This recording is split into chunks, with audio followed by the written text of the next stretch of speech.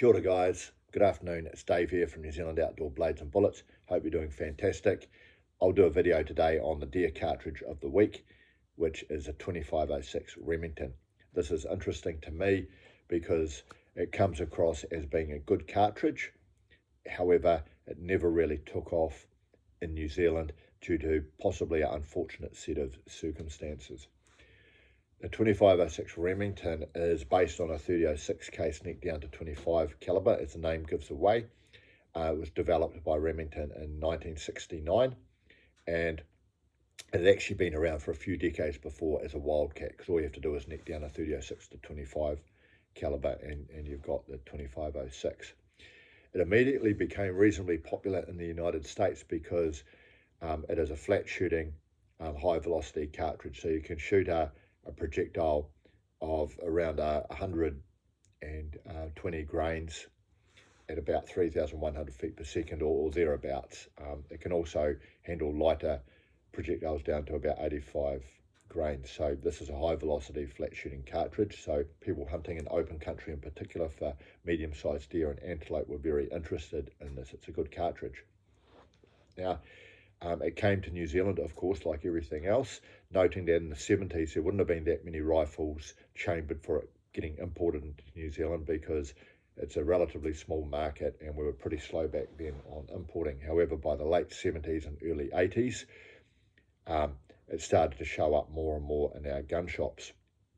There was a degree of interest in this new flat shooting cartridge, particularly for people who were doing open country hunting, noting that then hunting was a little bit different from a technology perspective because no one had laser rangefinders or click adjustable scopes. So high velocity flat shooting cartridges were particularly popular because they would extend the effective range of anyone using it within their own personal capabilities.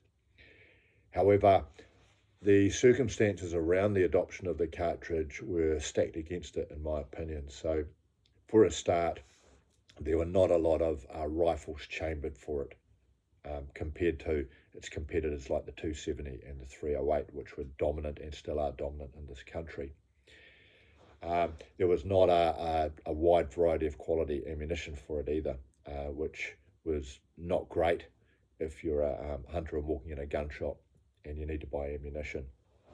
A minor point is some people criticise the cartridge for burning out barrels. So a high velocity cartridge like that will wear down a barrel a little bit quicker than a 308. A 308 you might get 5,000 rounds out of a barrel. You probably won't get quite that many out of a 2506. However, I'd imagine you should be able to get a couple of thousand rounds out of the barrel. Some people did complain that they were getting a little bit of wear around the throat of their rifle barrel due to barrel burn. However, quite frankly, if you're doing that, you're probably firing too many rounds in quick succession. However, what I think is a decisive factor, or two decisive factors, in why this cartridge didn't take off. Well, first of all, if you're a South Island hunter and using a 270, the 270 is possibly viewed as being more versatile than a 2506. So is a 308. You've got a little bit more power. Might not be quite as flat shooting as a 2506, but plenty of ammunition, good trajectory, good ballistics, good knockdown power. So the 2506 is not going to knock the 270 off its perch at that time. If someone really wanted a lot more power and they had the money at the time, they could have got a 7mm Rem mag. Possibly the biggest factor that this cartridge's demise was the fact that back then there was not a lot of available ammunition for it, but back in the 1980s and 70s, the quality of ammunition projectiles was not as high as it is now.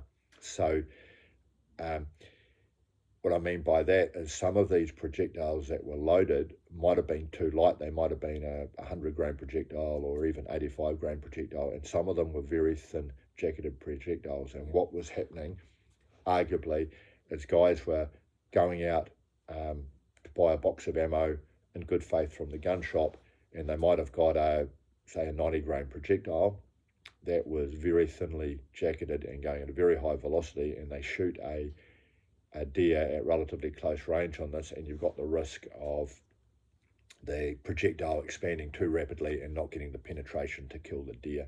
And I did actually meet a couple of guys who were complaining that they were having trouble killing deer with their 2506, so they actually went back to a 308. Not a problem with the cartridge as such, and this is all anecdotal, but probably more likely just the wrong type of ammunition projectiles, which was exacerbated at the time by a limited number of quality ammunition types for this cartridge. It's very different now. There are a lot better quality 25 caliber projectiles, or any projectiles full stop, than there were then.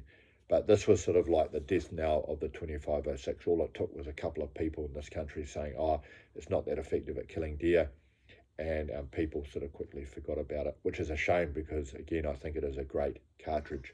What is really interesting now is partly because of a resurgence in the 25 caliber and stuff like that, there is actually a 25 Creedmoor cartridge and a 25 RPM coming out, and I've spoken to a couple of guys online and they really like them because the recoil is still quite light, and they can actually shoot the deer and actually watch the impact of the shot. And as mentioned before, the quality of projectiles is that high that you don't need a really heavy projectile now to kill a deer, because you get the penetration from a lighter projectile.